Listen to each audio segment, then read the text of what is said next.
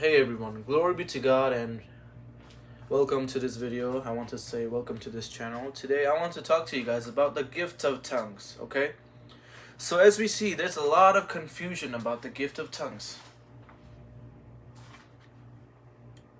So what's the confusion? Some people, they quote Acts chapter 2 verses 1 through 13 to prove that tongues are different languages. People can understand them. And that is true. That's true. But then they start bashing people for speaking in other tongues. They bash people when they go like rakabasatiya rabadado. So as you see, as I'm speaking in tongues, you cannot understand what I'm saying. Okay? So let's go deeper into this topic. Go with me to 1 Corinthians chapter 12 verse 28. I want you guys to keep this verse in mind, okay? Keep this verse in mind. Let me read it to you guys. It's the King James Version. It says, "And God hath set some in the church, first apostles, secondarily prophets, thirdly teachers, after that miracles, then gifts of healings, helps, governments, diversities of tongues." As you see here, it says diversities of tongues. Okay? Keep that in mind, please. So now, go with me to 1 Corinthians chapter 13, verse 1. And let me read it to you guys. It says, "Though I speak with the tongues of men and of angels, and have not charity, I am become a sounding brass or a tinkling cymbal." So this is the King James Version, okay guys? And so as you guys see here, it talks about the tongues of man and of angels.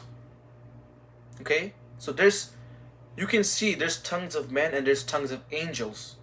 So there's different types of tongues. And I told you guys to keep in mind diversities of tongues, okay?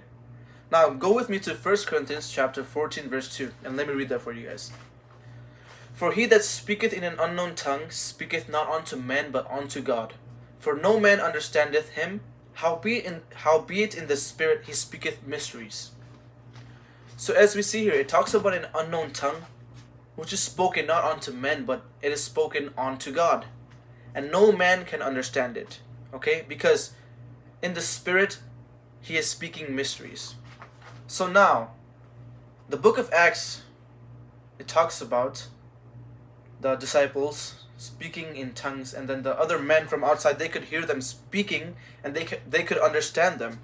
But in the book of 1 Corinthians, it talks about an unknown tongue spoken not unto men but unto God, and no man can understand it. Are you guys seeing this? Book of Acts, it talks about men understanding the tongues, the language of tongues, okay? But in the book of 1 Corinthians chapter 14 verse 2, it talks about an unknown tongue. No man can understand it. Okay, no man can understand him that speaks in an unknown tongue, because he speaks in mysteries. And as said by 1 Corinthians chapter 13 verse 1, it talks about the tongues of man and of angels. Now, to make all of this come together, to connect all the dots, I had told you guys to keep this verse in mind. 1 Corinthians chapter 12 verse 28. It talks about the diversities of tongues. The diversities of tongues. Diversities means different. It means separate. So it means that there are different types of tongues. Okay? So if someone speaks in tongues, they go like rakabasatiya rabadado. They are not speaking gibberish. They are not speaking nonsense. Because they are speaking in the spirit. They're speaking to God and not unto men. For they are speaking mysteries. Okay? So I just want to say that there are different types of tongues. Let's not bash people. When we only know some parts of the Bible, let's not bash people saying, "Oh, that is the truth." No.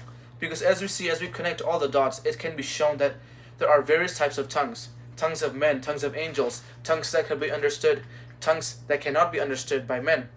Okay? So I just want to say thank you guys for watching the video. I hope this clears the confusion about the gift of tongues.